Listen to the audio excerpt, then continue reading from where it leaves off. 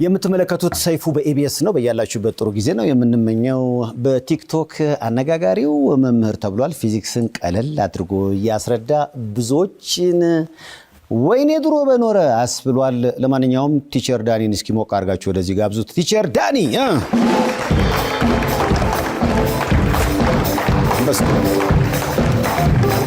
ሰላም ነው ወይ?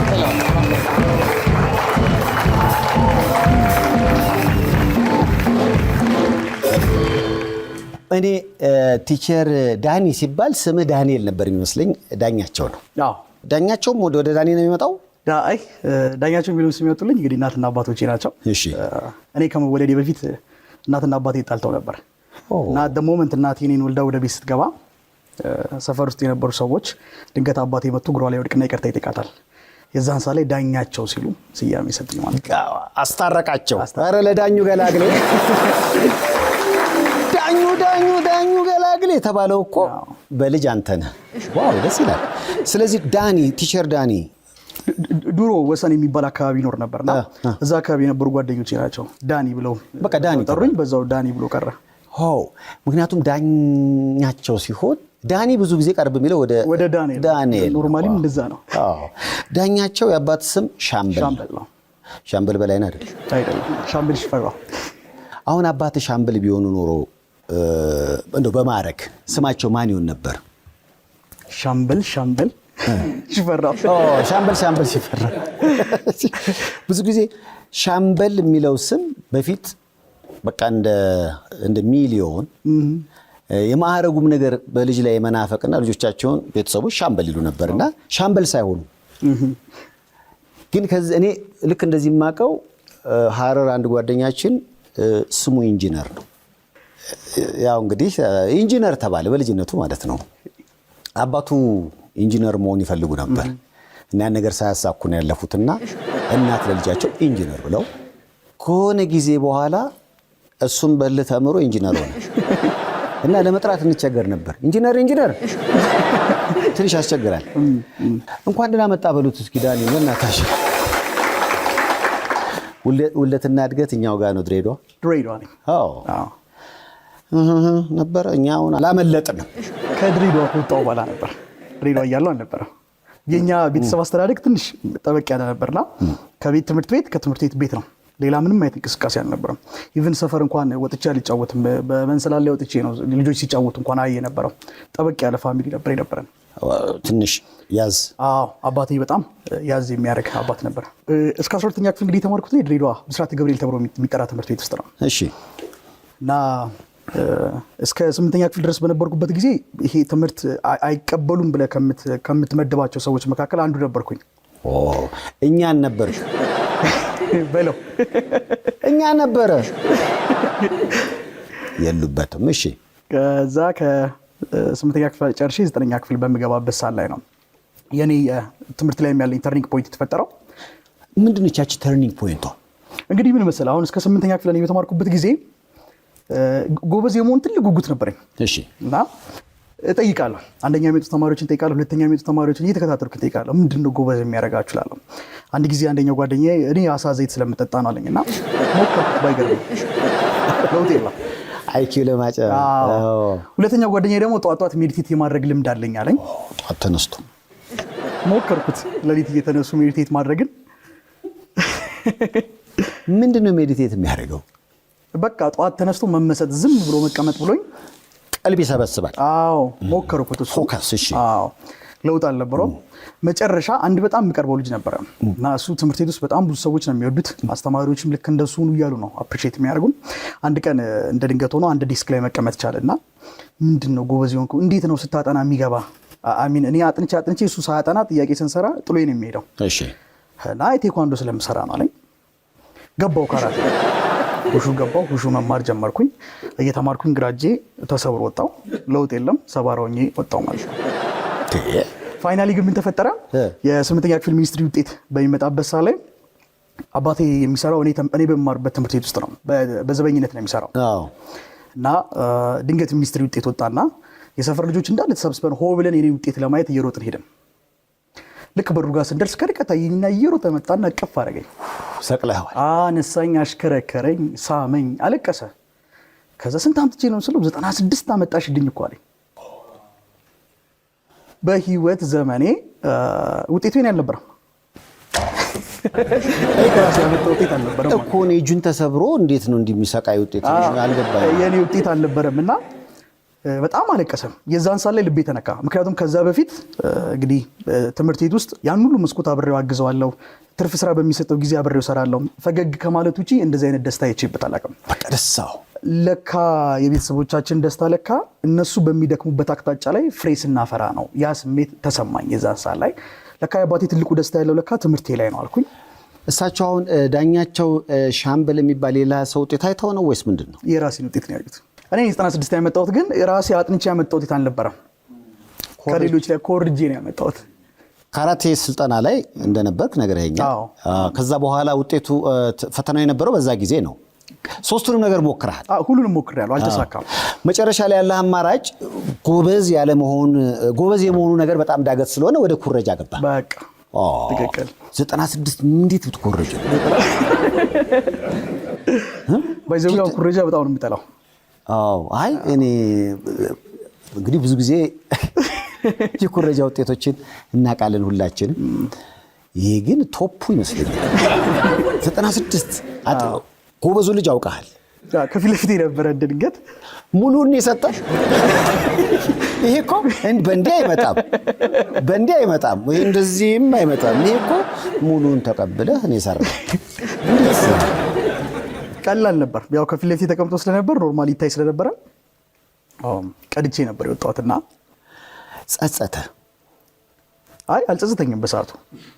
ቢኮዝ ልክ ያንን እንባና ያንን ደስታ ሳይ አንድ ነገር ነው ለኔ የሰጠኝ። በቃ ለካ አባቴን ላስደስተው የምችልበት ብቸኛ ኤሪያ እዛ ጋ ነው። አባቴን ለማስደሰት በጣም ብዙ ተጋለሁ። ክረምት ነበረ። ጠዋት እወጣለሁ፣ ማታ እመጣለሁ። ቁርስ በልቼ እወጣለሁ፣ ማታ ለራት ነው የምመለሰው። ላይብረሪ ውላለሁ። ከዚራ የሚባል ላይብረሪ አለና እዛ ውላለሁ። ቀኑን ሙሉ የማቴማቲክስ ትምህርትን ሳጠና እየዋልኩኝ መምጣት ጀመርኩ ማለት ነው። ፋይናሊ 9ኛ ክፍል ትምህርት ተጀመረ። ገባን፣ መማር ጀመርን። ቴስት ስንፈተን ጥሩ ውጤት አመጣለሁ። ፋይናል ተፈተንን፣ አለቀ። ውጤት በሚሰጥበት ጊዜ በህይወት ዘመኔ እሆነዋለሁ ብዬ አስቤ ማላውቀውን 3ኛ ወጣሁ።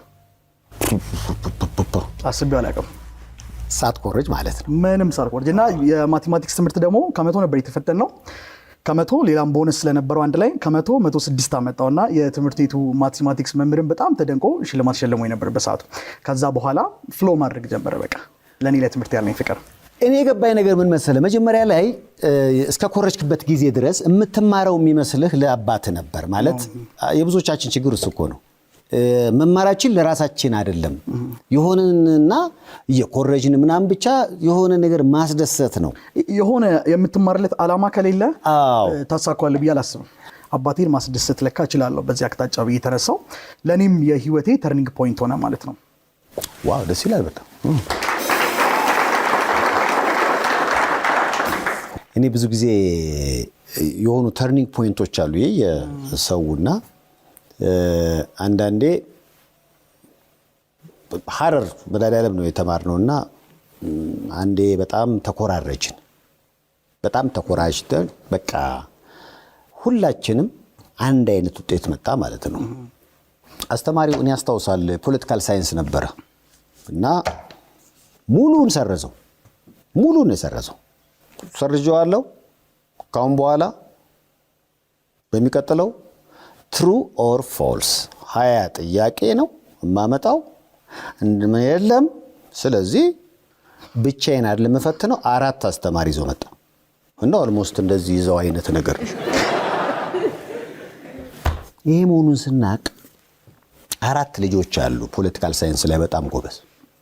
ለነሱ ሚሽን ሰጠን። ትሩ ኦር ፎልስ 4ታችሁም ወይም ደግሞ ሌሎች ጥያቄ የገባችሁ ሰዎች ጋሼ ፎልስ ነው፣ ትሩ ቲቸር ነው። ስለዚህ በዚህ መሰረት ጥያቄውን አስደግሟለን። ስለዚህ ጋሼ 7ኛው ይላል። 7ኛው የአድዋ ያነባል ማለት ነው። እኛ ኦልሬዲ ጋሼ ሲባል ፎልስ ብሏል ሰው። ቲቸር 4ኛው ይላል። 18 ጥያቄ እንደሰራ ነው አስታውሳለሁ። ይነበብ የለ እንዴ ያለ ሁሉም 18 ካያገኘ ማለት ነው።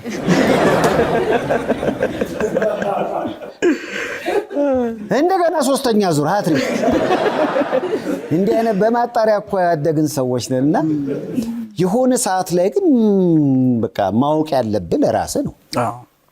እና አንዳንዴ በቃ ውጤቱን ነው እንጂ የምትፈልገው እውቀቱን ውስጥ አለ ወይ? ወረቀቱን ነው እንጂ የምንፈልገው እውቀቱን አይደለምና ብዙ አሁን የሁሉም ሰው ተርኒንግ ፖይንት ይመስላል እሱ ነው። ከዛ በኋላ ግን ሶስተኛ ላይ መጣለው ሲል ግን ሁላችንም በቃ ያለን አማራጭ ሶስተኛውን አስብ። ለብቻ እንደ መንጃ ፈቃድ ሊፈትነን ነው ያለን አማራጭ አነበብንና በራሳችን ጥሩ ውጤት አመጣን በጊዜው ማስታወሰው። እና ያኔ ነው በቃ ለምንድን ነው ለኔ ሰው የሚነግረኝ መልስ ራስን ብቻ የምትጠየቅበት ቦታ ላይ ስትሆን ደግሞ ምንም አማራጭ የለም። ከምሬ ነው የምላችሁ ኦልሞስት ለብቻ ፈተነን። ይሄም በቃ ኩረጃው ባሰበት ማለት ነውና ያንተም እንግዲህ ተርኒንግ ፖይንት የሚመስለኝ ይሄኛው ነው። ከዛ በኋላ ግን አሁን የምሰማው እዚህ ጋር ለምሳሌ በወጣትነት እድሜህ በሐሺሽ በሲጋራ በጫት ሱስ ውስጥ የተዘፈከው ከዚህ ተርኒንግ ፖይንት በኋላ ነው? አዎ እንግዲህ እስከ 12ኛ ክፍል ድረስ ተማርኩኝ። 12ኛ ክፍል ላይ ከፍተኛ ውጤት ማምጣት ቻልኩኝ። የአዲስ አበባ ዩኒቨርሲቲ 5 ኪሎን ጆይን ማድረግ ቻልኩኝ። የሜካኒካልና ኢንዱስትሪያል ኢንጂነሪንግ ለማጥናት ማለት ነው። እዛ ገባው። የመጀመሪያውን ዓመት ፍሬሽማን የመጀመሪያው ሴሚስተር እስከሚያልቅ ድረስ ጥሩ ነበርኩኝ። ፈርስት ሴሚስተሯ እንዳለቀች ግን ነገሮች ያዳልጡኝ ጀመረ። ቢኮዝ ረጅም ጊዜ እንግዲህ ቤት ውስጥ ነኝ። ከትምህርት ቤት ቤት ነው፣ ሌላ ነገር አላውቅም። ልክ ዩኒቨርሲቲ ከገባው በኋላ ግን እቺ ነፃነት የምትባለውን ነገር በነፃ አገኘኋት። ሁሉንም ነገር መርገጥ አለብኝ ብዬ አሰብኩኝ። ገንዘቡን ማኔጅ ማድረገው ራሴ ነኝ፣ ጊዜውን ማኔጅ ማድረገው ራሴ ነኝ። በፈለኩት ሰዓት ወጥቼ በፈለኩት ሰዓት ነው የምገባው። ሙሉ በሙሉ ስጋዬ ተፈታ። ነፍሴ ግን እየታሰረች መጣች። በማላውቀው ሰንሰለት ነፍሴ ትታሰር ጀመረ። ስጋ ይደሰታል፣ ነፍስ ይጨነቃል። ነፍስ እየታሰረም ጭምር ነው። ስለዚህ ዛ ጫት ተጀመረ፣ ከዛ ሲጋራ፣ ከዛ መጠጥ እያለ ቀጠለ ማለት ነው። አዲስ አበባ ዩኒቨርሲቲ 1 ዓመት ከ6 ወር ከተማርኩኝ በኋላ ሁለተኛ ዓመት ልክ ስንገባ የመጀመሪያውን ሴሚስተር እንደጨረስን ከአዲስ አበባ ዩኒቨርሲቲ ተባረርኩኝ። ምክንያቱም ነፍስ ታስራለች፣ ስጋ ይደሰታል። ክላስ መግባት አቆምኩኝ። ኦልሞስት አይ ቲንክ 6 ኮርሶች ነበሩ። 6ቱንም ኮርሶች ኖ ግሬድ አመጣ። ኤግዛሙ ላይ አልተቀመጥኩም ነበረ። ወጣ ከዩኒቨርሲቲ ምን ሆንክ? ከዛ ወደ ቤት አልተመለስኩም። ልጆች እስከሚመለሱ ድረስ አብሬያቸው እዛው ቆዩ አዲስ አበባ። እሺ እዛው ዶርም እየገባው እየሸወድኩ ምን እያልኩኝ ቆየውና ልጆች ሲመለሱ አብሬ ተመለስኩኝ። አባትህ ምን አሉ በዚህ ሰዓት? አላወቁም። ከዛ በፊት አዲስ አበባ ዩኒቨርሲቲ ያለው ህንድ ኤምባሲ የሚያወጣው አንድ ስኮላርሺፕ አለ። እሱን ስኮላርሺፕ ሞክሬ ጥሩ ፕሮሰስ ላይ እንደሆነ ያውቃል። እና ወደ ቤት ስመለስ ያን ስኮላርሺፕ ይሳካልኛል ብዬ ዊዝድሮ ሞልቼ ነው የመጣሁት። ፋይናሊ ግን ያኛውም ስኮላርሺፕ ሳይሳካልኝ ቀረ ብዬ ለሱ ዋሸሁት። ግን እጅግ በጣም ድንቅና ጀግና አባት ነበረ። ጊቭ አፕ ማድረግ አልፈለገም።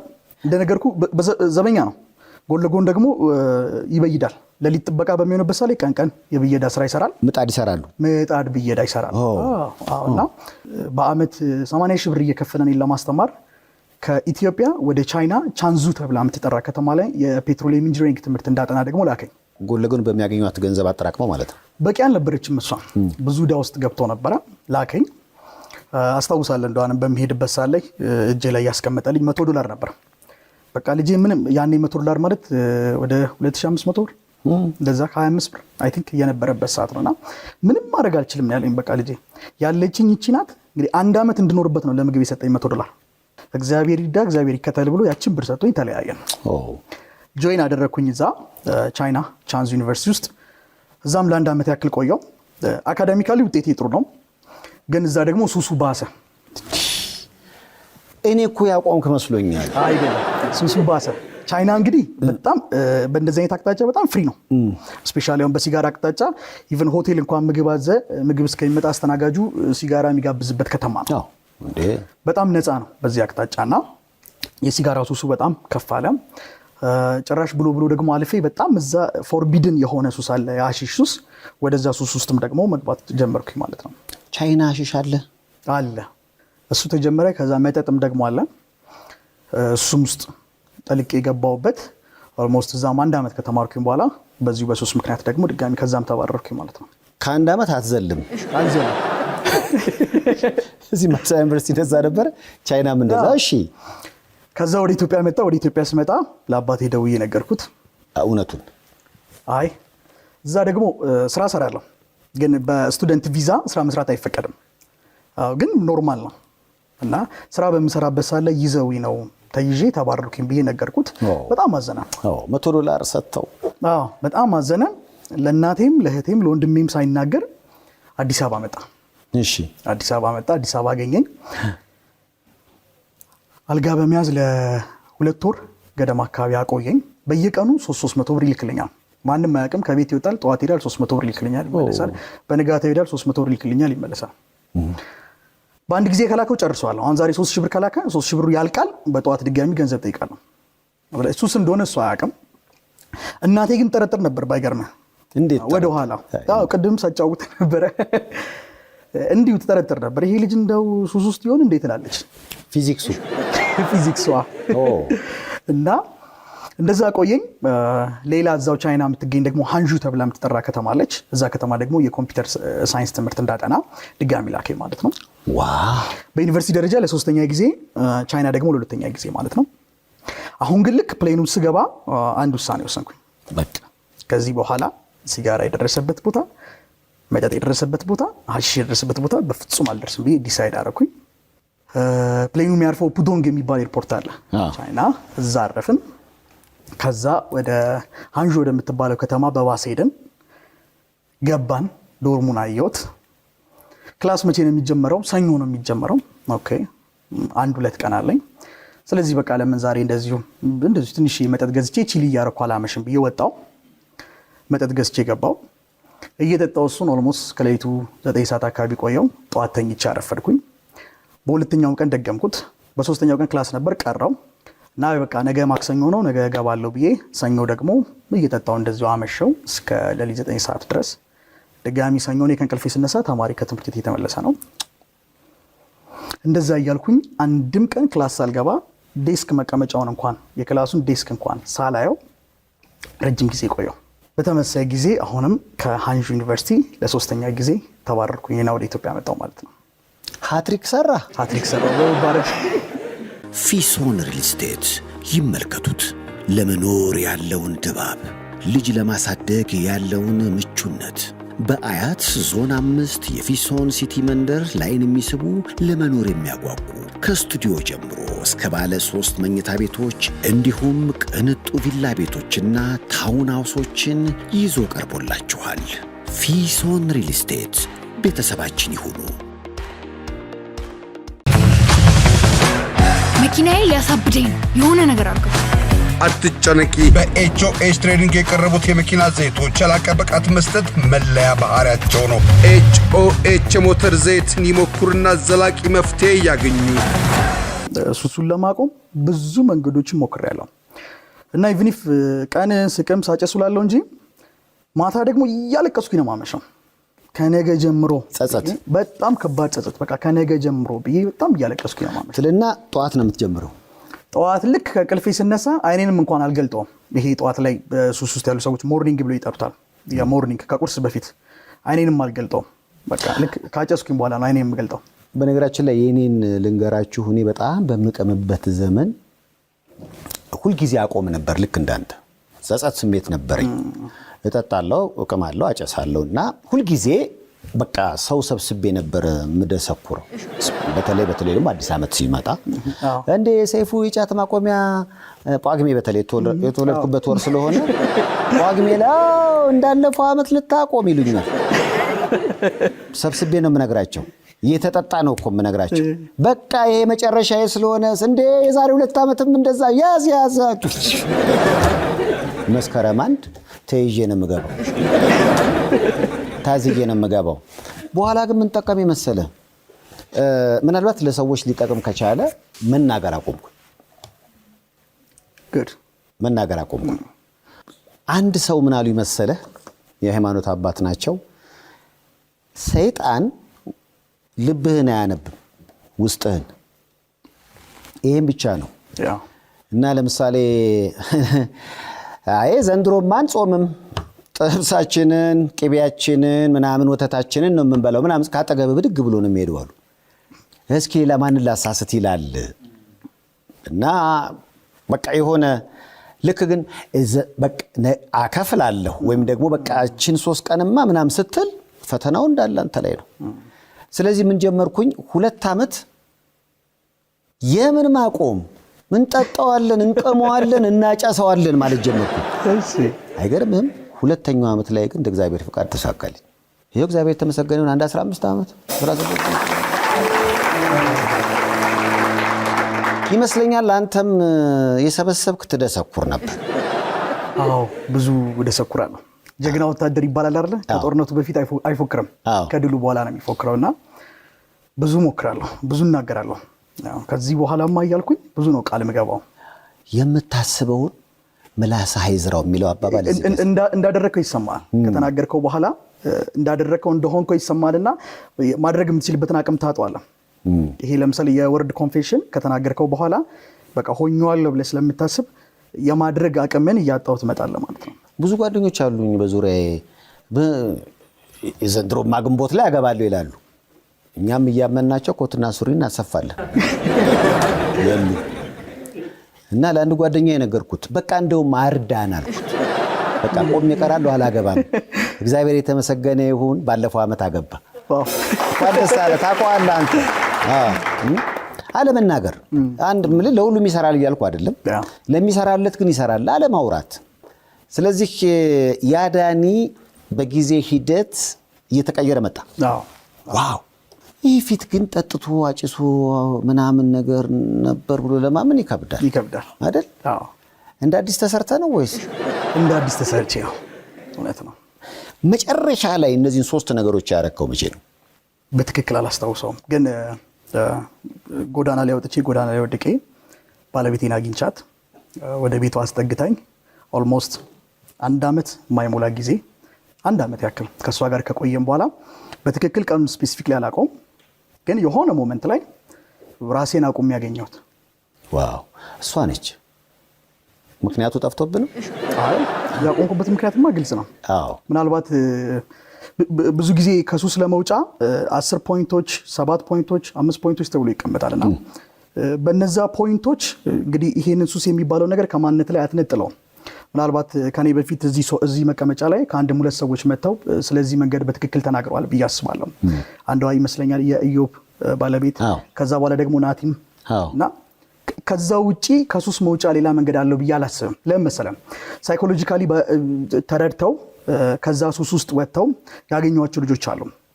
ልክ ክረምት ሲመጣ ግን እንትኑን ድባቡን ያዩና አቦ በዚህ ዳመና እንዳው የሆነች ቦታ ቁጭ ብለን ምናምን ስሜት የለውም፣ ስሜቱ ይመጣባቸዋል። ከዛ ነገር ነው ይቆያል። 3 ወር 4 ወር 1 ዓመት 2 ዓመትም ሰዎች ያቆማሉ። ከዛ ግን ደግሞ ተመልሰው ይገቡበታል። ይሄ ከላይ ላይ ቅል ብሎ ግን የሚወጣበት ግን ሌላ ካንተ ውጪ የሆነ ሌላ ኃይል ያስፈልጋል ሰፖርት የሚያደርግ።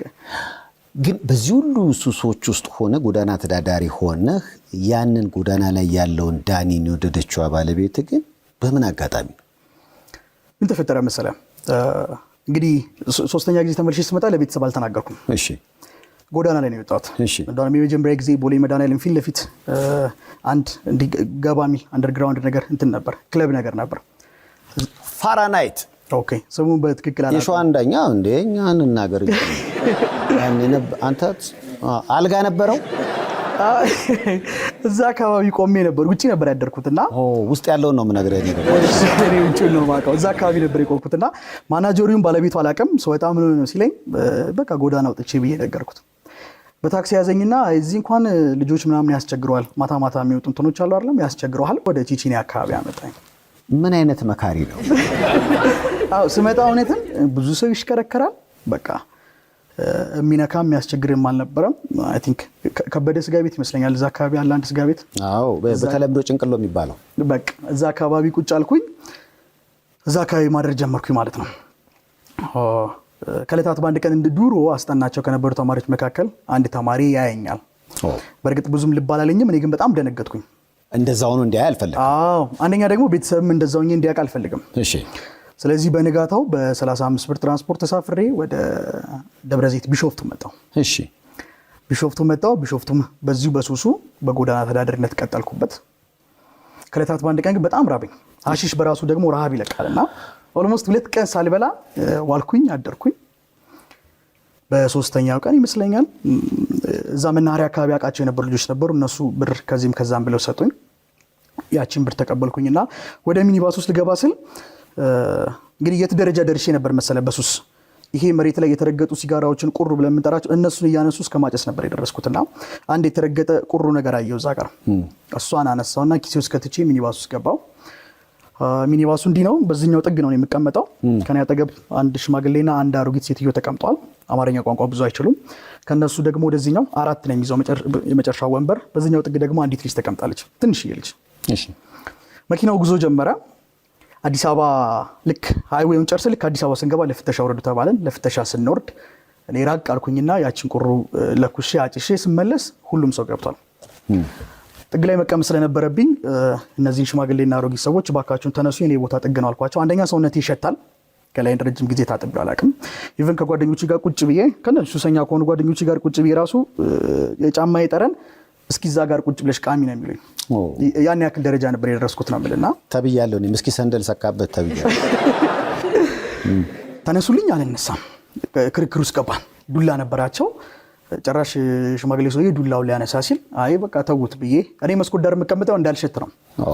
ሽማግሌው ሰውዬ አለ፣ አሮጊቷ ሴትዮ አለች፣ እዚህ ጋር ነው የተቀመጥኩኝ። እቺ ልጅ ደግሞ በዚህኛው መስኮት ዳር አለች። መኪናው ጉዞ ጀመረ። ልክ ጉዞ ሲጀምር ሀገራችሁ ያምራል አልኳት ለዚች ልጅ። የዚህ ሀገር ልጅ አይደለም አለችኝ። አዎ ብዬ ታሪኬን ነገርኳት። እዛ ቻይና ተጠቀማቸው የነበሩ እንትኖች ነበሩ፣ ዶክመንቶች፣ መታወቂያ፣ እነሱን እያወጣው ሳሳያት አለቀሰች። ከዛ እንግዲህ እቺ ልጅ መስተንግዶ ነው የምትሰራው። ግማሽ ቀን መስተንግዶ ትሰራለች፣ ግማሽ ቀን ደግሞ ሪፍት ቫሊ ዩኒቨርሲቲ ውስጥ ነርሲንግ ትማራለች። ቅዳሜና እሑድ ደግሞ አዲስ አበባ እየመጣች ዲኮር ትሰራለች። ድንገት ዲኮር ለመስራት ስመጣ ነው ያገኘችኝ ወደ አዲስ አበባና በቃ እኔ ወደ ደብረ ዘይት ወስዳለሁ እኔ አግዛለሁ ብላ ቃል ገባችልኝ። መገናኛ ጋር ወረድን። እንደ ነገ ቫለንታይን ዴይ ነው። ቸኮሌት ገዛችልኝ። እርቦሃል እኮ? በጣም ርቦኛል። ገንዘብ አልነበራትም። እንደ ነገ ይሁን እንደ ትናንት ብቻ ቫለንታይን ዴይ ነበር። ቸኮሌት ጥሩ ነው፣ ይዘጋል። ቸኮሌት ጥሩ ነው፣ ይዘጋልና ቸኮሌት ገዛችልኝ። ቸኮሌቱን ሰጠችኝ፣ ተለያየን። ስልኳን ሰጣኝ ነበር። ላምበረት አካባቢ ሄጄ ከሰዓት ደውልላት ጀመረ። ብዙ ፕላን አወጣው በእርሳስ ወረቀት ላይ። ከዚህ በኋላ የሚረዳኝ ሰው ካገኘውማ በቃ ተለውጬ ምናምን ብዬ፣ ምክንያቱም ትንሽ የምጠለልባት ቤት ፈልጋለሁ። ለመለወጥ ፈልጓል ውስጥ? አዎ የሚያስጠጋኝም ሰው ፈልጋለሁ። ምክንያቱም እንዴት ብዬ ኤክስፕሌን እንደማደርግልህ አላውቅም። ቺቺኒያ ሌሊቱን ሙሉ ቁጭ ብዬ ነው የማድረው፣ አልተኛም። ጠዋት በእግሬ ነው ደግሞ የሚሄደው። ድሮ የካባዶ ተብሎ የሚጠራ ሰፈር አለ። ኦኬ። እዛ ሄጄ እዛ ነው የምተኛው፣ ቀን ነው የምተኛው። ማታ እዛ መጥቼ ቁጭ ነው የምለው። አንዲት ቦርሳ አለችኝ፣ ትንሽ ልብስ አለኝ፣ እሷን ይዤ ነው ቁጭ የምለውና ኑሮ በጣም ያ ህይወት በጣም ከብዶኝና አስጨንቆኝ ስለነበረ የሚያስጠጋኝ ሰው ፈልግ ነበር። ስደውላት አታነሳም። በቃ ይህ የሰው ልጅ እንደው ምን አለ ተስፋ ባሰጠኝ አልኩኝ። እዛው ላምበረት አካባቢ አደርኩኝ። በንጋታው ጠዋት ትናንትና ቸኮሌት የገዛችልኝ ቦታ ሄጄ በባለሱቁ ሱቅ ደጋግሜ ደወልኩላት፣ አታነሳም።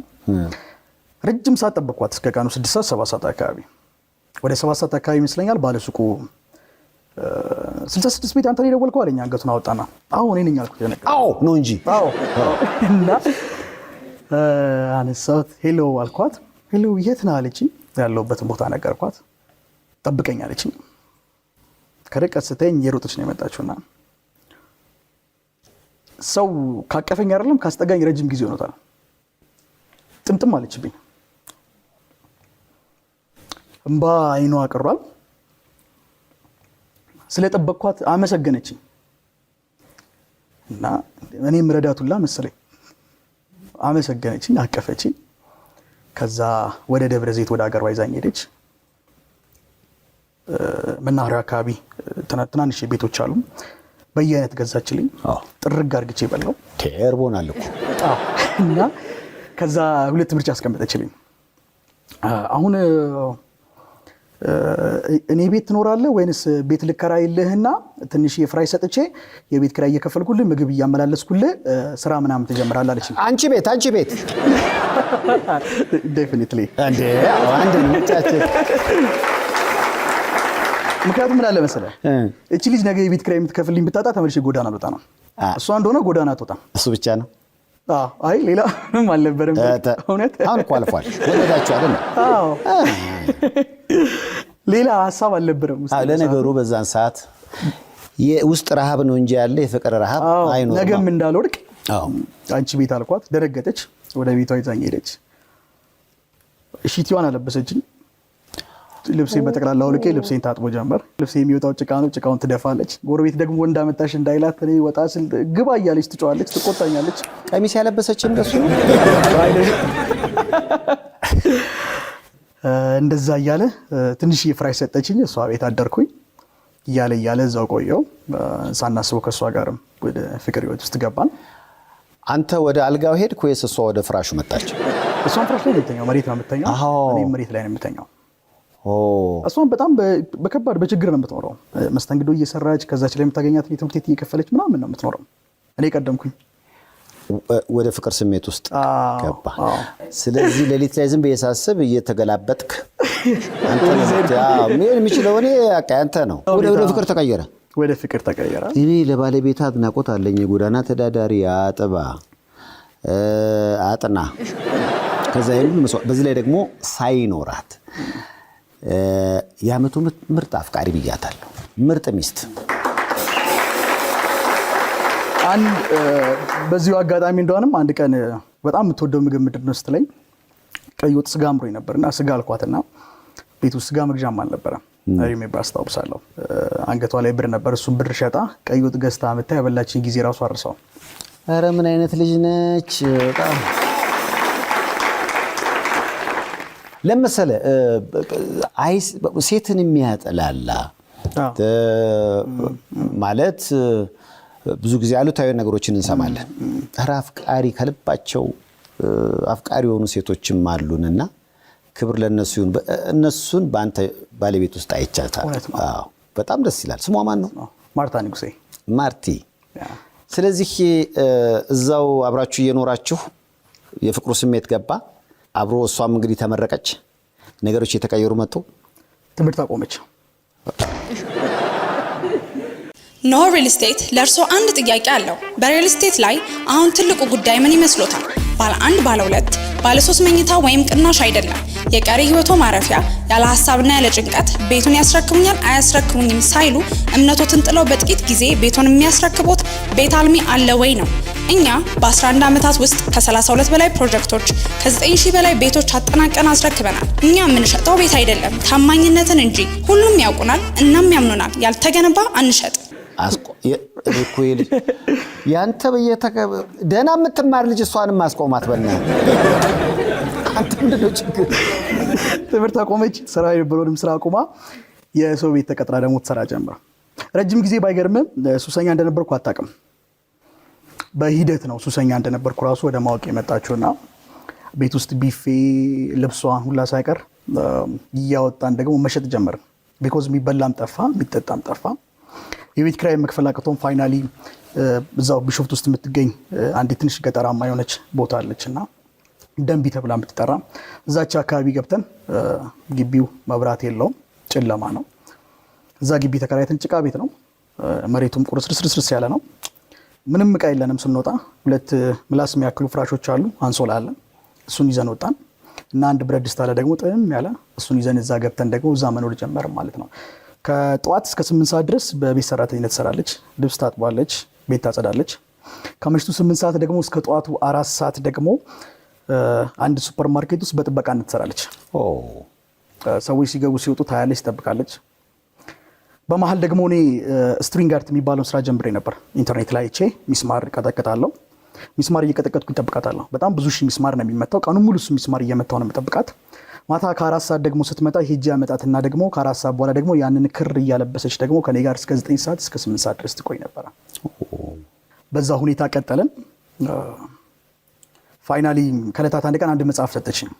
የጥሞና ጊዜ የሚባል ዳጊ ዋርድ የሚባል እዛ መጽሐፍ ላይ አንዳንድ ነገሮች ማየት ጀመርኩኝ።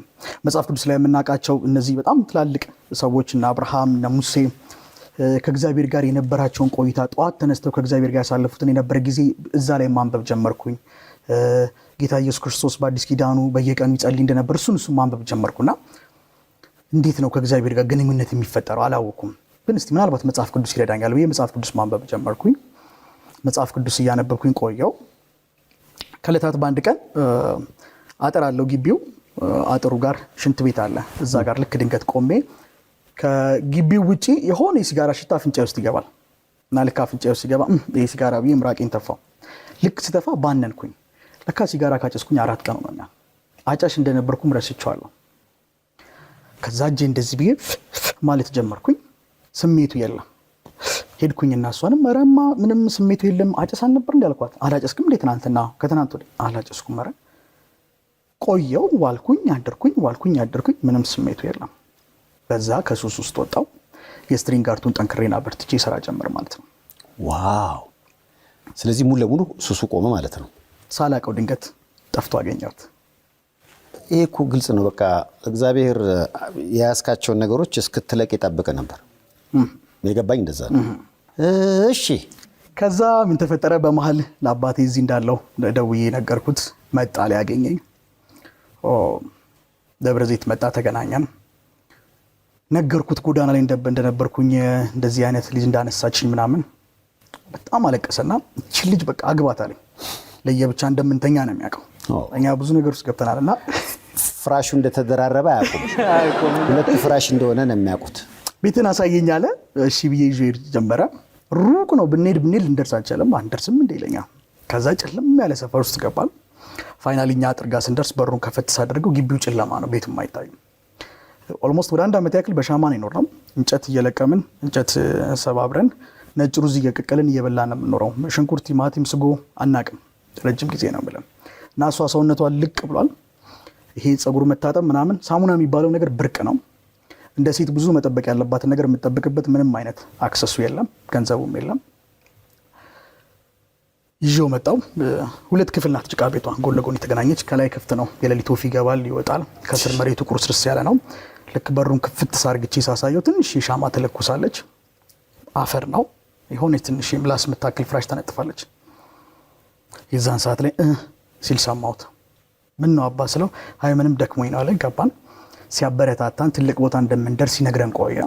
ግን ለካሱ በውስጡ ለካ ሙሉ በሙሉ ጊቭ አፕ አድርጓል። ሲያበረታታን ቆየ። በንጋታው ቡታ ጋዝ ገዛልን። ሽንኩርት ቲማቲም ተገዛ።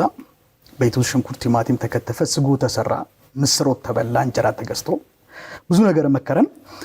ወደ መጣበት ወደ ድሬዳዋ ተመለሰ። ወደ ድሬዳዋ በተመለሰ በሳምንቱ የጉበት ካንሰር በሽተኛ ሆነ። እኔ በዛን ሳሌ ከሱስ ውስጥ ወጥቻለሁ። አሁን ሰርቼ ተለውጬ ለአባቴ ገንዘብ ልኬ ረጅም ጊዜ በቀበሌ ቤት ውስጥ ነው የኖርነው። ጎረቤቶቻችን መሬት ቤት ሲገዙ አይ እኔ ልጄ ነገ ይገዛልኛል ብሎ ነው እኔ ላይ ገንዘብ የሚያወጣው። እንግዲህ ውጪ ድረስ ልኮ እስከ ማስተማር ድረስ የደረሰውና ቤት ገዝቼለት ብዬ አስባለሁና ያንን ብዬ በማስብበት ሰዓት ላይ አንዳንድ ጊዜ የምንወዳቸውን ሰዎች እንደርስላቸዋለን ብለን ካሰብንበት ሰዓት ቀደም ብለን ልናጣቸው እንችላለን። እና የ3 ወር ዕድሜ የተሰጠው 90 ቀን እንደቀረው በህይወት ለመኖር ተነገረው። እዛ የነበርንበት ከተማ መቆየት አልቻለም። ለምን ብዙ ደክሟል ልጁ ላይ። አሁን ልጁ ጎዳና ወድቆ እንደነበረ ሰዎች እንደዚሁ እያዩ እዛ አካባቢ ያወራሉ። ጎዳና እንደወደቀ ሱሰኛ እንደሆነ ብዙ ነገሮች መቋቋም አልቻለም። የሚሰማቸውን ነገሮች ነው። ድሬዳዋን ትቶ እኔ ጋር ይመጣል። እዛች ምላስ የምታክል ፍራሽ ላይ የቀረውን ዕድሜ ደግሞ እኔ እንዳስታመመው መጣ ማለት ነው። እንግዲህ የጉበት ካንሰር በሽታ ኖርማሊ ካንሰር በራሱ ክፉ ነው። አዎ ቀንን ቁጥር ጀመረ። 90 ቀን ቀረው፣ 89 ቀን፣ 88፣ 87 እያልን እየቆጠርን ነው የምናድረው። በቀን 24 ጊዜ ነው ለሰገራ የሚቀመጠው። እኔው ነኝ የማነሳው። ሰውነቱን ብልት አርቶ ጨርሶ ጉበቱ በጣም አብጧል። በጣም ብዙ የደከመ ብዙ የለፋ አባት ነው። በዛም ሁኔታ ውስጥ ሆኖ ግን ብዙ ምክሮችን ይመክረኝና ተስፋ ይሰጠኝ ነበረ። እንግዲህ እሱን የመሞቻ ቀን እየቆጠርን ያለ ነው። መጨረሻ 90ዋ ቀን ልትጠናቀቅ 3ኛው ወር ላይ ስንደርስ ማታ ብዙ ምክሮችን ሲመክረኝ አደረ። ብዙ ከህይወት ልምዶች ሲያካፍለኝ አደረ። ጠዋት እንተያያለን ብዬ አላሰብኩም። ሁለታችንም ተላክሰን ለመጀመሪያ ጊዜ አንገቱ ስር ተኛው። ጠዋት ከእንቅልፌ ስነቃ የአባቴ አይን ቁልጭ ቁልጭ ቁልጭ ይላል። አልሞተም፣ በህይወት አለ። ደስ አለኝ በጣም። በዛው ደግሞ በአንድ በኩል ደግሞ ከፋኝ። ምክንያቱም አሁንም በቃ ነገ ሊሞት ነው። በዛ አይነት ሁኔታ ቆየ ለረጅም ጊዜ። እንግዲህ ስትሪንግ አርት ሰራለሁ እንዳልኩ እሱን ስትሪንግ አርት እያወጣው እሸጣለሁ። እዚህ አዲስ አበባ እየመጣው በየሆቴሉ ግዙኝ ይላለው። አንዳንድ ሰዎች ያዩና እንደዚሁ አፕሪሼት ለማድረግ ይሰጡኛል። ባለቤቴ ደግሞ ይዛ እየመጣች የዘመን መለወጫ እንደዚህ በዓላት ሲደርሱ ስቴዲየም ጋር ማዳበሪያ አንጥፋ ትሸጣለች። እኔ ደብረ ዘይት ማዘጋጃ የሚባል አካባቢ አለ። እዛ አካባቢ እያነጠፍኩኝ እሸጣለሁ፣ ለሰዎች ግዙኝ ይላለው። አንዳንድ ጊዜ አስታውሳለሁ ዝቋላ ተብሎ የሚጠራ አካባቢ ላይ ሩዝ አምሮት ነበርና ሩዝ ነበር ይበላው ትንሽ እና የዛን ሰዓት ላይ አልነበረም ገንዘቡ። በሱ ጥረታ ገንዘብ ነው እየቆየን ያለ ነው። እሷም ስራ መስራት አልቻለችም። ቤት ናት ያለችው ከኔ ጋር። አንድ ስትሪንግ አርት ይዤ ዝቋላ አካባቢ ስፓልቱ ዳር ቆሜ መሸሸት ወደ 11 ሰዓት አካባቢ ነው አልሸጥ ብሎኝ ነውና ባለመኪኖቹን ቆሜ የምጠይቅበት ጊዜ ነበር እንዲገዙኝ። አንድ ባለመኪና ተቀበለኝና 400 ብር ሰጠኝ። 400 ብር ምሽጥ ስራ አልነበረም። ያቺን 400 ብር ተቀበልኩኝና ደግሞ ሱፐርማርኬት ሄጄ ሩዝ ገዝቼ ደግሞ ወደ ቤት ገባው። እንደዛ እያለ ቆየን። ከለታት በአንድ ቀን ስትሪንግ አርት በጣም ቆንጆ ናቸው የምሰራቸው ስራዎች። አሁን ካፒታል ሆቴል አለ፣ ደብረ ዘይት ብትሄድ ትላልቅ ሆቴሎች ላይ አለ፣ ኢስቲጌት የሚባል ሆቴል አለ፣ ዲና ግራንድ ትላልቅ ሆቴሎች ላይ ራሱ አስቀምጫለሁና ሳላስፈቅድ ነው የምሰራው። ሰራና የሆቴሉ ሎጎ ይዤ ሄድና እግዙኝ ይላል። ሌላ አማራጭ ስለማይኖራቸው እንዲገዙኝ ነው። አንዳንዶቹ ገንዘብ ይሰጡኛል፣ አንዳንዶቹ አይሰጡኝም። ካልሰጡኝም በቃ በነፃ አንድ ቀን ምናልባት እዚህ ቦታ ደግሞ ነገር አድርግ ይሆናል ብዬ በነፃ ሰጥቼ የመጣበት ጊዜ አለ። ከለታት በአንድ ቀን ያቺን ጊታር መትቼ የሚስማሩ ገና ክር አልለበሰም ይዤለት ሄድኩና ረጅም ጊዜያት በአንድ ጎኑ ነው የሚተኛው፣ በዚህኛው ጎኑ አይገለበጥም፣ ይፈነዳል። ወደዚህ ከተገለበጠና በዚህ ነው የሚተኛው። ቀና ይላል፣ ተመልሶ ይተኛል። የሚነሳው ሌሊቱን ሙሉ ይጮሃል ስለሚበላውና አባቺ ስራ እንዴት ናት አታምርም አልኩት። ቆንጆ ነው በጣም ነው የሚያምሩ ብሎ በጣም ካደነቀው በኋላ አይ ልጄ እንዳው ይሄን ሚስማር ከመቀጥቀጥ እኮ አለኝ።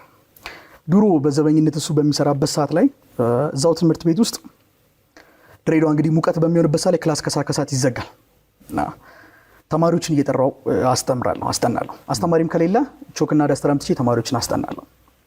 ይሄ የማስተማር ፍቅሩ ነበረኝ። ግን አስተማሪ ሆናለሁ የሚል እምነት ግን ሐሳቡም እቅዱም የለኝም። ኢንጂነር የመሆን እቅድ ነው ያለኝና እንደው አንተ እኮ ልጆችን ብታስጠና እኮ አንቺም ቁጭ ብለሽ ገንዘብሽን ነበር የምትቆጥሪው፣ እሱም ስንት ሰው ነበር ከስሩ የሚማረው ማስጠናት ብትጀምራለኝ። የዛን ሰዓት ላይ የሆነች እሳት ልቤ ውስጥ ለኮሰ። የአስተማሪነትን እሳት የዛ ሰዓት ላይ ተለኮሰች። ወደኋላ መለስ ብዬ ሳስታውሰው ከሰዓት ዳኙ ያስጠናል ከተባለ ተማሪው ጉርፍ ብሎ ነበር የሚመጣው። ኢቭን ዴስኩ ሞልቶ መሬት ላይ ነበር የሚቀመጠው። ከዛ አዲስ አበባ ዩኒቨርሲቲ ገብቼ ደግሞ ሁለተኛ ዓመት ላይ እንደገባው መጀመሪያ ዓመት ላይ በኦርቶዶክስ ተዋሕዶ ማህበረ ቅዱሳን የሚባል እንትን አለ በዩኒቨርሲቲ ውስጥና እዛም ሄጄ ደግሞ የመጀመሪያ ዓመት ተማሪዎችን አስተምር ነበር። ቻይናን በነበርኩበት ሰዓት ላይ ዓመቱን ሙሉ ፈተና ሲደርስ ባንግላዴሽ፣ ራሽያ ከተለያየ ሀገር የተውጣጡ ሰዎችን ኡዝቤኪስታን፣ ካዛኪስታን እነሱን ሁላ ቁጭ ብለው ይማሩ ነበር፣ አስተምራቸው ነበር፣ ለፈተና አስጠናቸው ነበርና ያቺ ነገር ብልጭ አለችልኝ። አይ በቃ ማስተማር አለብኝ ብዬ ተነሳው። በንጋታው የሱ ጡረታ ነበረች። አስተምራለሁ በቃ አልኩት እና ምንድነው የሚያስፈልግ? መጽሐፍ ያስፈልገኛል፣ ማንበብ አለብኝ አልኩት። ምክንያቱም ኮንሰፕቶቹን ረስቻቸዋለሁ እና ደግሞ ዋይት ቦርድ ትንሽ ያስፈልገኛል፣ ፓርከር ያስፈልገኛል አልኩት። በንጋታው የሱን ጡረታ ልንቀበል ወጣን። ያ ጊዜው ኮሮና ነበር እና ሰዎች ነን ሌሎች ጎረቤቶች ጠርተው ሰብሰብ ብለን አንስተን ጋሪ ላይ የምናስቀምጠው መራመድም አይችልም እና ሄድን። ባንክ ቤት ውስጥ መግባት ስለማይችል የባንክ ማናጀሩ ወጣ፣ አየው፣ ፈረመለት። 900 ምናምን ብር ናት። ያቺን ጡረታ ወሰድን። ስጋ ቤት ተከፍቶ ነበር። የፍየል ስጋ መብላት በጣም አምሮታል። እንደው የፍየል ስጋ በልቼ በሞትኩ ነው የሚለው። እዛ ጋር አዋሽ የሚባል ሆቴል አለ። የፍየል ስጋ ተንጠልጥሏል፣ እያየው ነው። እሱን እንደምንገዛ ልቤ እርግጠኛ ነው። በአጠገባችን መጽሐፍ አዟሪ አለፈ። ናስቲ ባለ መጽሐፍ አለ። ምን መጽሐፍ ነው የምትፈልገው አለኝ። ኤክስትሪም አልኩት። ፊዚክስ እና ማትስ የስንተኛ ክፍል 11 እና 12 ገዛልኝ። መጽሐፉን ገዛ። የቀረችውን ብር ይዤ ስጋ ቤት ስሄድ 1 ኪሎ ስጋ አይችልም። ተመለስኩኝ። አባ መግዛት አይችልም አልኩት። ችግር የለም ሩዙን እንበላለን አለኝ። ጋሪው ላይ ወጣው፣ ተመለስን። የተረፈችውን ብር ድጋሚ ሂድ እስኪ የት ነው ዋይት ቦርድ የሚሸጠው ገዝተን አለኝ። ዋይት ቦርድ ገዛልኝ፣ ፓርከር ገዛልኝ። ቀን ቀን ቁጭ ብዬ አነባለሁ። ማታ ማታ እንቅልፍ አልተኛም። እሱ መታሸት ይፈልጋል። ካልታሸ ስለሚበላው ካንሰሩ ይጮሃል እና እሱን አሸዋለሁ። ግድግዳ ስር ነው የሚተኛው። ከላይ የተሰቀለች ዋይት ቦርዷ ኮምፐስ ብዬ እሱን አሸት አደርጋለሁ። ቀና ብዬ ደግሞ ቀን ሳነባቸው የነበሩትን ነገሮች በቃል ይጽፋቸዋለሁ። ቴንሽኑ፣ ፎርሱ፣ ማሱ እያልኩ እየጻፍኩኝ አመሻለሁ። በዛ ሁኔታ ቀጠለ። ማንም ተማሪ የለም። ሻማ ተለኩሳለች። እያስተማርኩ አድራለሁ። የሆኑ ሰዎች ተሰብስበው እንደሚማሩ ነው ፊልም አድርገው። but there is no one። እኔ እሷ አለው፣ እሷ ባለቤቴ ደግሞ ያቺኛው ክፍል ነው የምትተኛው ፍራሽ ላይ አንጥፋ። እያስተማርኩ አድር ጀመረ። በቃ ቀኑ ሙሉ እያነበብኩ ነው ሙሉ፣ ሌላ ስራ የለኝም። እያለ ፋይናሊ እሱ በጣም ደከመ። ሰውነቱን በጣም አለቀ። ወደ ድሬዳዋ መመለስ አለበት ተባለ። ወደ ድሬዳዋ አንድ መንፈሳዊ አባት ያለ መኪና ተከራየ። ይዘነው ድሬዳዋ ሄደ።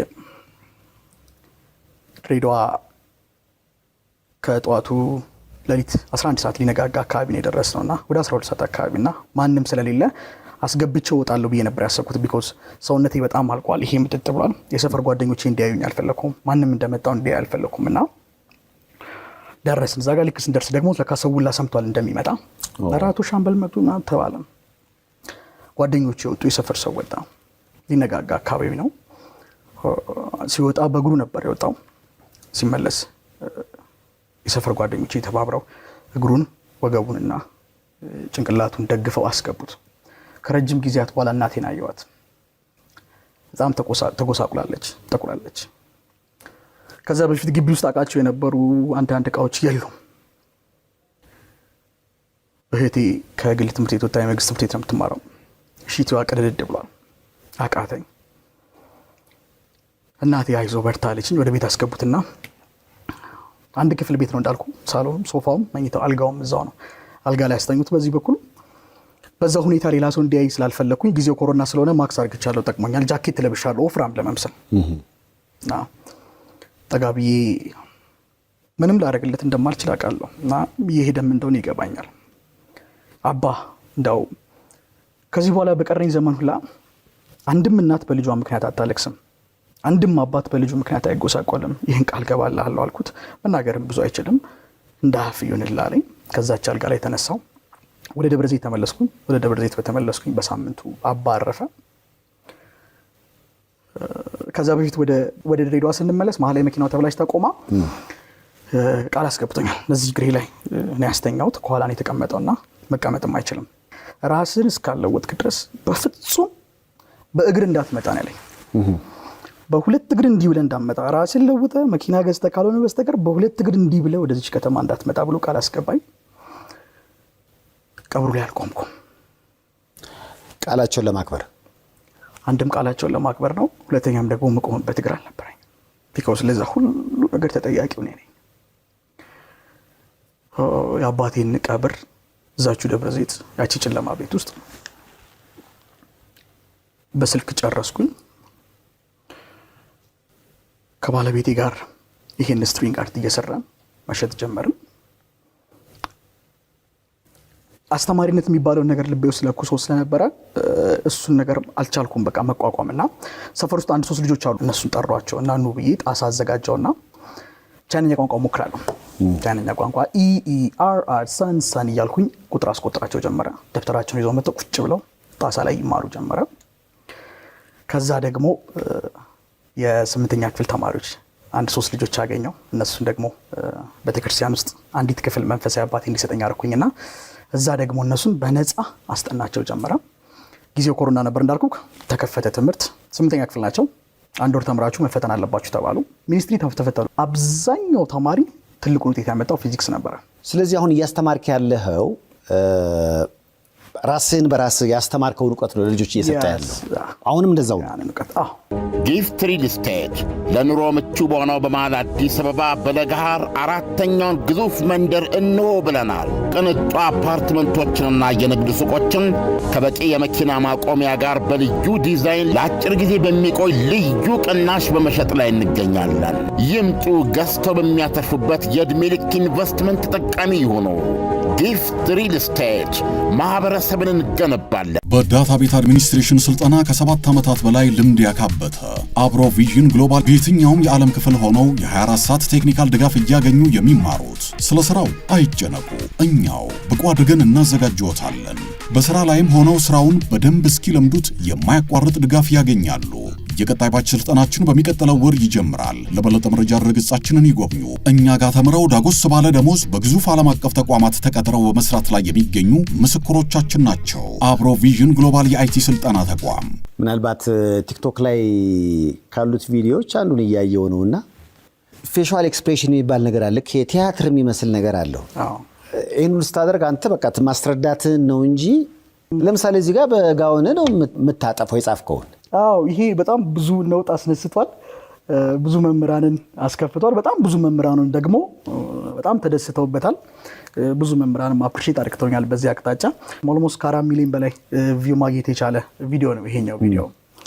ምንድነው ተቃውሞና ድጋፉ? እንደው ተቃውሞን እኔም ራሴ አይገባኝም።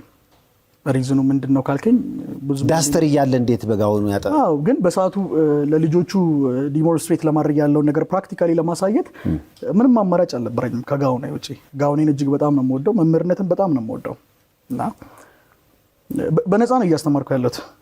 በቮለንተሪዝም ሳስተምር የተቀረጹ ቪዲዮዎች ናቸው። ለገቢ ምንጭ አይደለም መምህርነትን የምጠቀምበት። በቃ ኢትስ ማይ ፓሽን እና ዋና ቋሚ ገቢ ምንድን ነው? አሁን ላይ ኦንላይን አስተምራለሁ። ከኢትዮጵያ ውጭ ያሉ ተማሪዎች በተለያየ ሀገር አሉና ከነሱ ነው የማገኘው። ግን ቮለንተሪዝም ሊግ ነው አሁንም አዲስ አበባ ውስጥ እየፈለኩ ነው ያለሁት የምሰራበትን ስፔሻሊ የመንግስት ትምህርት ቤቶች ላይ ልጆችን ሰፖርት ማድረግበትን መንገድ ቀን ቢኮዝ ማታ ነው የኔ ስራው። ሌሊት ነው እያስተማርኩ ማድረው በኦንላይን እና ያንን እየፈለኩ ነው ያለሁት።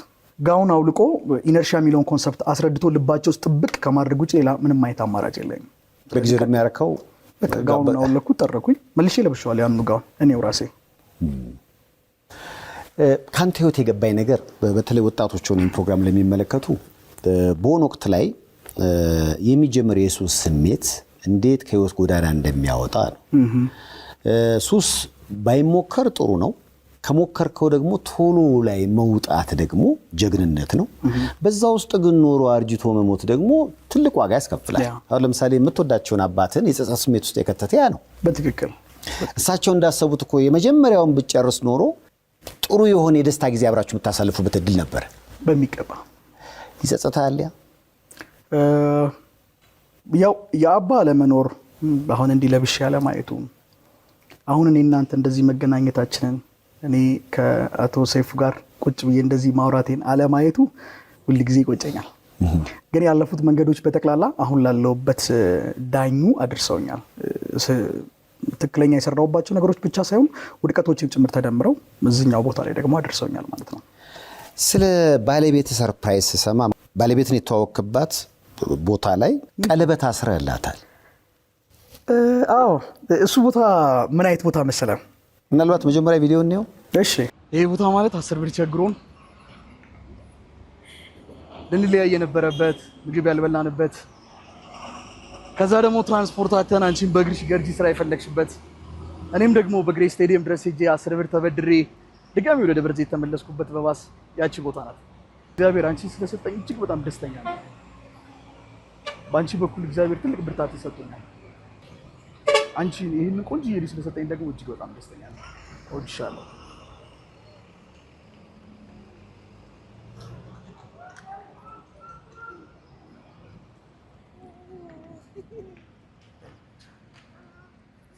አሳይቶል ዲዩ ቃል እንደገባውልሽ እዚህ ጋር ነው ማድረግልሽ። እሺ የቱ ጋር? እሺ በቅርብ ነው ቪዲዮ ነው። ኦልሞስት 1 ወር እሺ ከምናምን ቢሆን ነው። 1 ወርም አይሞላም። በጣም ተቸግረን በጣም ተርበን እኔም እሷም ወደ አዲስ አበባ መጣን። እሷም አዲስ አበባ ስራ ፍለጋ እኔም ደግሞ አዲስ አበባ የሆነ ስትሪንግ አርት ሰርተን ገንዘብ መቀበል ነበረብን። ያንን ገንዘብ ከሰጡን ብለን መጣን። ምግብ አልበላንም። የትራንስፖርት ከጎረቤት ተበድረን የመጣነው እና መጣንና ሆቴሉም ደግሞ አልሰጠንም በሰዓቱ።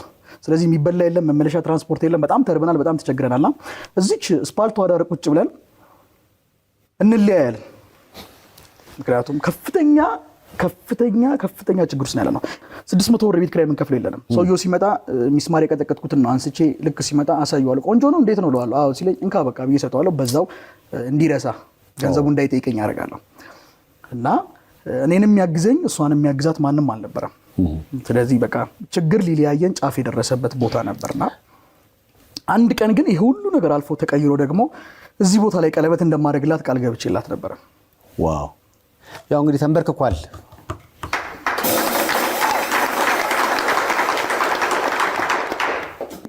የሆነ ጉድለት እየተሰማኝ ነው። አለች አይደል? አዎ ያው ነይ እስኪ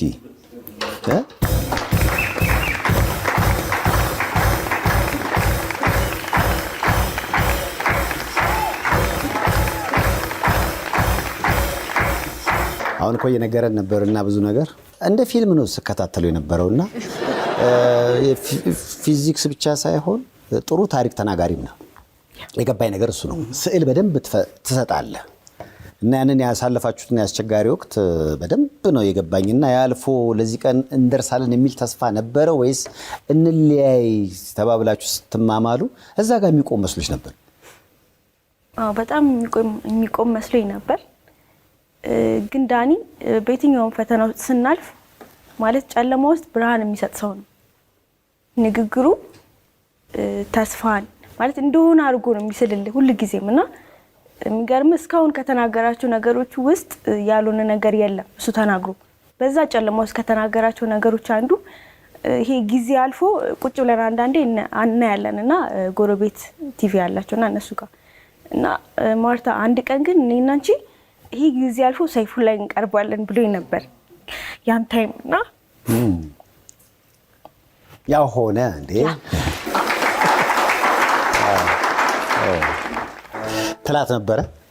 ማስታወሳለሁ። አንድ ቀን እንቀርባለን እንደውም ቀርበን ራሱ ድሮ እዛ ጨለማ ቤት ሆነን አንተ ጋር እንቀርብ ነበርኩ ብዬ ነግሯለሁ ብዬ ራሱ ነግራታለሁ። እና አሁን ይሄ ቪዲዮ ቫይራል ከወጣ በኋላ ብዙ ሚዲያዎች ይደውሉ ነበረ። ግን እኔ ሰይፉን ጠብቀዋለሁ እላት ነበር። ቆይ ሰይፉ ጋር ቀርባለሁ መጀመሪያ እሱን ነው የምጠብቀው እያልኩ ጠብቅ ነበር። ድንገት በመሀል ስልክ ተደወለልኝ። የዛን ሰዓት የነበረን ደስታ ነበረ። ደወለ ነው የተባለ። በጣም ደስ ይላል። ፕሮዲውሰሮቼ በጣም መቅረብ አለበት። ምክንያቱም ብዙ ጊዜ አርቲስቶች ይበዛሉና እንታማለን። ራስን በራስ አስተምረህ ነው። አሁን ደግሞ ስሰማ ያቋረጥከውን የአዲስ አበባ ዩኒቨርሲቲ ትምህርትን ለመቀጠል ወስነሃል። የራሱ በጣም አስደሳች ነው። በቅርብ ሄጄ ነበር፣ ግን ያው ምዝገባ ሐምሌ ወር ላይ ስለሚጀምር ሐምሌ ወር ላይ ልቀጥል አስቤያለሁ። ከዛ አንጻር ምንድነው ብዙዎችም እንግዲህ ቢመጣ ጥሩ ነው። እኛ የተመልካቾችን አስተያየት እናከብራለን እና የተለቀቁትን ቪዲዮዎች ሲያዩ በቃ መምጣት አለበት ዳኒ ቲሸርት ዳኒ ፓሽኑ ደስ ይላል። ለጊዜው ወረቀቱ ላይ ኖሮ ይችላል፣ ግን እውቀቱ አለው። በጊዜ ሂደት ደግሞ ወረቀቱ ይኖረዋል። በተጨማሪ ደግሞ አሁን ቀደም እንዳልከውም ኮርሶችን ወስዶ ደግሞ ወረቀቱም አለው። ስለዚህ የተመልካቾችም ግፊት ነው እዚህ ጋር እንድትቀመጡ ያረጋችሁና ተመልካቹንም አመስግኑ። እኔ ብቻ ያለ ህይወትህ የሁለታችሁ ለምሳሌ ቀደም እንዳልሽው ያን ጎዳና ተዳዳሪ የሚሸት ጠረን ያለውን ሰው አፍቅሮ አጥቦ አጥኖ ሁሉ ምክንያቱም ጠረኔ ጥሩ አልነበረም ስላልክ ነውና ያንን ቀይሮ ማፍቀር ያለብክ የተገኘህል እንጃ ያው በሳቱ የነበርኩበት ሁኔታ እኔ ብቸኛ ነበርኩኝ። ብዙ ጣውረዶችን እያለፍኩ ነው ክላስም ስማር የነበረው እና ብዙ ጣውረዶች አልፌያለሁ። ክላስ ተማሪም እያሉ ከ8ኛ ክፍል ጀምሮ በሰው ቤት ነው ያደግኩ። ሰው ቤት ተጠግቼ ትምህርቴን አስተምሩኝ እያልኩ ነው ህይወቴን የገፋሁትና ማለት እውነት ተናግሬ እንደዚህ ነኝ እባካችሁ አግዙኝ ብዬ አመኔታ ያጣውባቸው ረጅም ጊዜያት ነበሩ እና ህመማ ነበረ ያ ጊዜ ትዝ አለኝና እሱም እንደዛ ብሎ ሲነግረኝ ለመቀበል የወሰንኩት እነዛ ተናግሬ እባካችሁ አሳድሩኝ ትምህርቴን ልማር እባካችሁ አብሬያችሁ ተጠግቼ ልኖር ያልኩባቸው ዘመናት ሳይቀበሉኝ የቀሩት ሰዎች ትዝ አሉኝና አለመታመኔ እሱንም ሰላም ነው እንዳልቀር ያደረገኝ እሱ ነገር ነው። ለፊልም ጸሐፊዎቻችን ይሄ እንግዲህ ታሪክ ነው ብዬ አስባለሁ። ብዙ ፊልሞቻችን ያው አልሰሩም ማለት አይደለም፣ ግን በአብዛኛው ሀብታም ሴት ሆነ ደሃን ስትወድ እሱ ላይ ያተኩራሉ አይደለ? የኛን እኮ ፊልም አንዳንዶች ሳይጨርሱት አጀማመሩን አይተው ያውቃሉ እና ይሄ ግን አጀማመሩም መሃሉም ለየት ያለ ይመስለኛል። በዛ የችግር ህይወት ውስጥ ሆና ችግረኛን መውደድ ይሄ በራሱ አዲስ የፊልም ጽሑፍ ነው። አለ ያልተነገረላቸው ብዙ ሰዎች አሉ ይገባኛል። ግን ከዛ ውስጥ አንዱ ማሳያ እናንተ ህይወት ነው ብዬ አስባለሁ። ሁለት ፍራሽ ነበራችሁ መጨረሻ ላይ፣ ከዛ ህይወት እየተቀየረ መጣ። ሳናስበው ህይወት ይቀየር ጀመረ። መጀመሪያ የተገዛው የቤት ዕቃ ምን ነበር? ኪችን ካቢኔት። ኪችን ካቢኔት። ከዛ በኋላ ያለ ቴሌቪዥን ተሟላ የቤት ዕቃ። የቤት ዕቃ ተሟላ። ፍቅሩም ደራ። ወለዳችሁ? ዋው! ስንት ልጅ? አንድ ልጅ። አሁን ልጃችን 6 ወር ሆኖታል ከተወለደ። በቅርቡ ነው ከአራስ ቤት ይወጣችሁ? እንኳን ማርያም ማረች በሏት። እኔም እናትስ የአባትህን መጨረሻ ሰምተናል።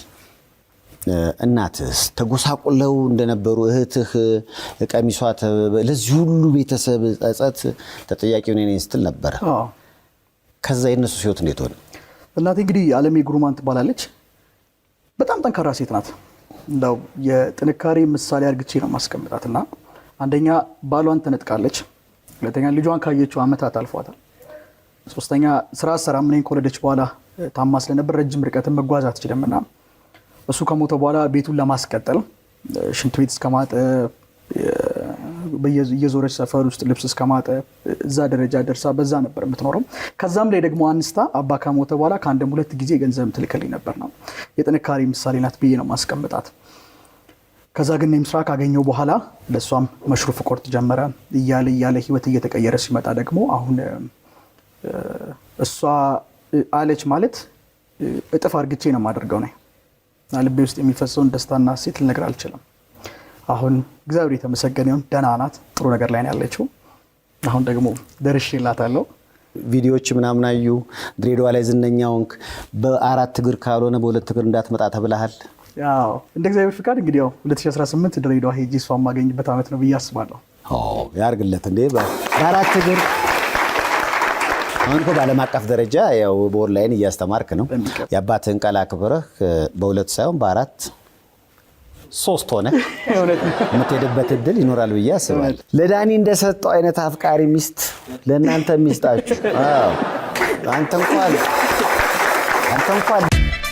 በዲኤምቪ አካባቢ ለመኖሪያ ለንግድና ለተለያዩ አገልግሎት የሚውሉ ቤቶችና ህንፃዎችን ለመግዛት ሲያስቡ በርካቶችን የቤት ባለቤት ያደረገውን ዳንኤል ሪሌተርን ያማክሩ።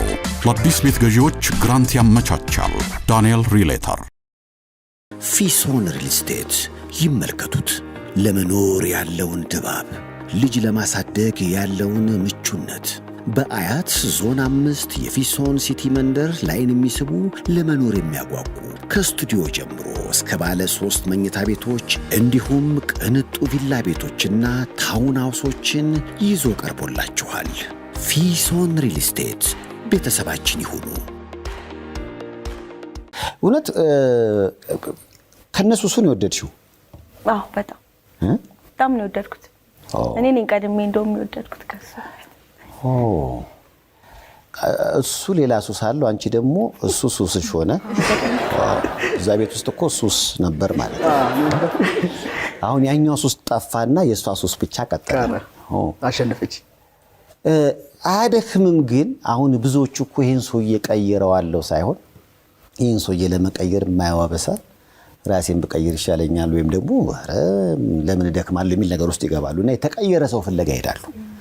በጣም በሚገርም ሁኔታ ደግሞ የተቀየሩት ሰዎች ደግሞ ከተቀየሩ በኋላ እንግዲህ ያቺ ሴት ለምንድን ነው የተጠጋችኝ?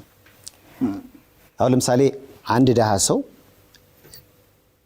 እየተጋየ የለፋ ምናምን ሀብታም ሆኖ አብራው የለፋች ሴት ካለች የተጠጋችኝ እኔን ብላ ነው ብሎ ነው የሚያስበው።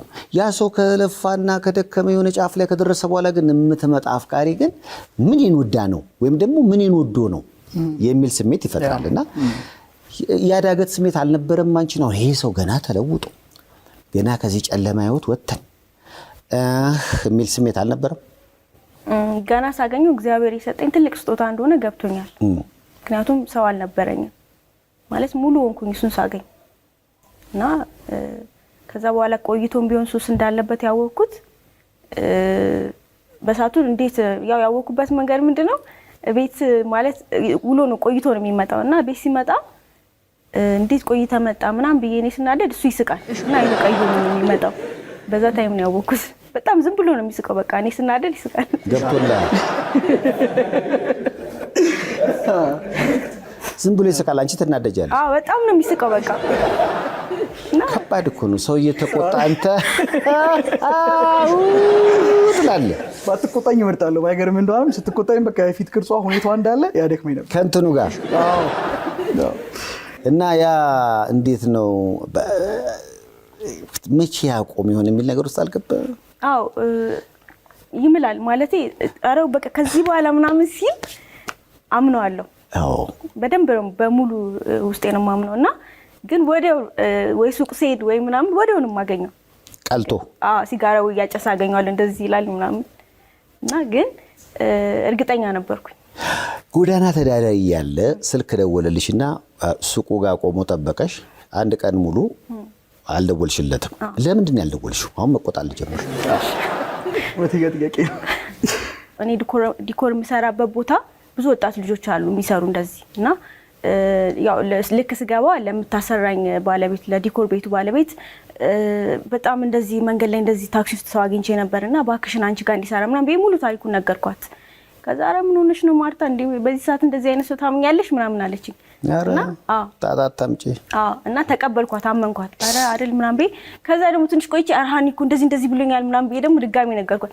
አንቺ ቆይ ከሱ ውጪ ሌላ ወሬ የለሽም ስትለኝ ከዛ ተውኩኝ በቃ ማውራት እና በራስሽ በቃ እና እንትን አልኩኝ የሷን ሀሳብ መቀበል ጀመርኩኝ በውስጤና ግን የሆነ ታይም ላይ እኔ ናዝሪት ሆኜ ግሬድ 11 ያለው ነውና ለሰዎች እንደው ባካችሁ እንደዚህ ያግዙኝ ምናምን ሲል እንዴ አራንቹ ሸታ ምናምን ብለው እንትን ብሎኛልና ያልተቀበሉኝ ብዙ ረጅም አመታቶች አሉ ሰው የማይቀበለኝ እውነት ተናገሬና እስቲ ምናልባት በቃ ያው ያለፍኩበት መንገድ እሱ ላይ ያለኝን እምነት እንድጨምር አደረገኝና በማግስቱ ላገኘው መጣሁ። አንዳንዴ ይሄ ይመስለኛል ለሶስተኛው ወገን አሁን ለምሳሌ ጎዳና ተዳዳሪ ነው ሶስ ውስጥ አለ ራሱን እንትን ያለ ሰው ነው። እርግጥ በዛ ስሜት አንቺም ጋር የፍቅር ነገር የለም እሱ ላግዝ ነው አይደል? አዎ ነው ወደሽው ነበር አላውቅም ግን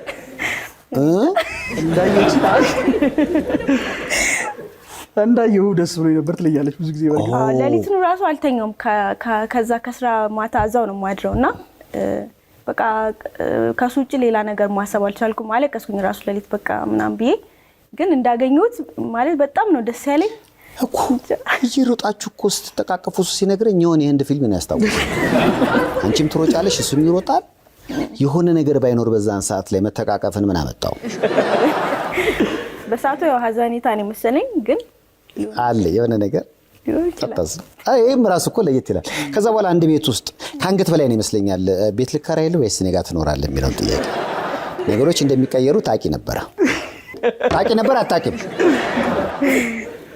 እኔ እንጃ ቤት ልከራይልህም ማለት ሁለቱን ምርጫ አቅርቤለታለሁ ግን የውጭውንም እንዲመርጥ እየፈለኩ ግን ቢሆንም በጣም ውስጤ እዛች አንድ ክፍል ውስጥ አብራችሁ እየኖራችሁ ቅድም ሲል ነበረ ነገሮችን ወደ ፍቅር የወሰድኩት እኔ ነኝ ሲል ነበረ። ለብቻ ተኝታችሁ በነበራችሁበት ሰዓት አንቺ የሚሰማሽ ስሜት ምን ነው? በመጣና አጠገቤ በተኛ ነው ወይንስ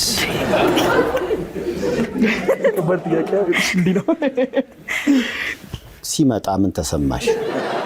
የምትፈልጊው ነገር ወይም ደግሞ በጉጉት የምትጠብቂው ነገር እንደተሳካ ነው ወይንስ ያልታሰብሽው ነገር እንደሆነ ነው በጊዜ ተሰማሽ? አንተ ትበልስ እንዴ ወአሙስተሽ የለም እኮ እሱ ምን ተናገረ? ነገሮች ወደ ፍቅር አቅጣጫ ሄዱብኝ ከዛ ሄድኩኝ እኔ ነገር የፈለኩት ብሏል።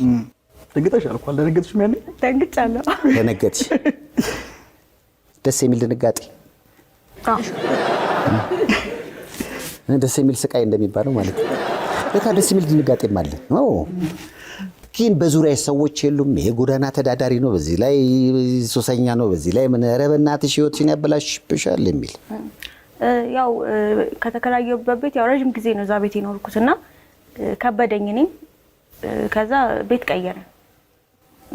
ያው ከሱ ጋር መሆንን መረጥኩኝ። እኔ በቃ ረጅም ርቀት መጓዝ መረጥኩኝ።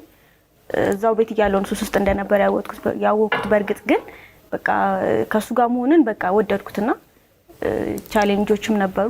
ከዛ ቤት ሙቭ አደረግን ወደ ሌላ ቦታ ቀየረ። ቅድም ስትናገር በጣም ስዕል ስራ ነበር፣ በጣም በችግር ብዙ ነገር ተጠብሳ በጣም እሷም መከራ አይታለች። ያ ቀን አለፈ። አሁን ብዙዎች አሁን በእንደዚህ አይነት ስሜት ውስጥ ሆነው የሚያዩን ሰዎች ይኖራሉና መከራም ያልፋል የሚለውን ነገር ከናንተ በላይ መናገር የሚችል ያለ አይመስለኝም።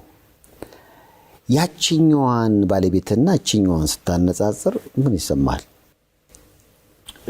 ለኔ ሁሌም አንድ ናት። ያኔ እሷን ማፈቅርበት ልብ ነው አሁንም እኔ ጋር ያለው። ያኔ ፀጉሯን ሳትታጠበው ሰውነቷ በጣም ልቅ ብሎ የቀን ስራ አሸዋ ተሸክማ የቀን ስራ ሰርታ ስትመጣ እግሯ አቧራ ሆኖ የሆነ ቡሽ ጫማ ለብሳ ስትመጣ ያኛው ፍቅር ነው አሁንም ያለው። ፍቅርን ግለጽላት።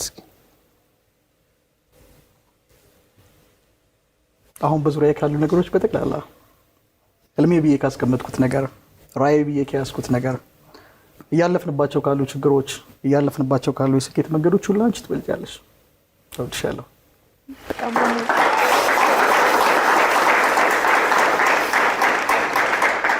እንደ ፊዚክሱ አድርገው እስኪ።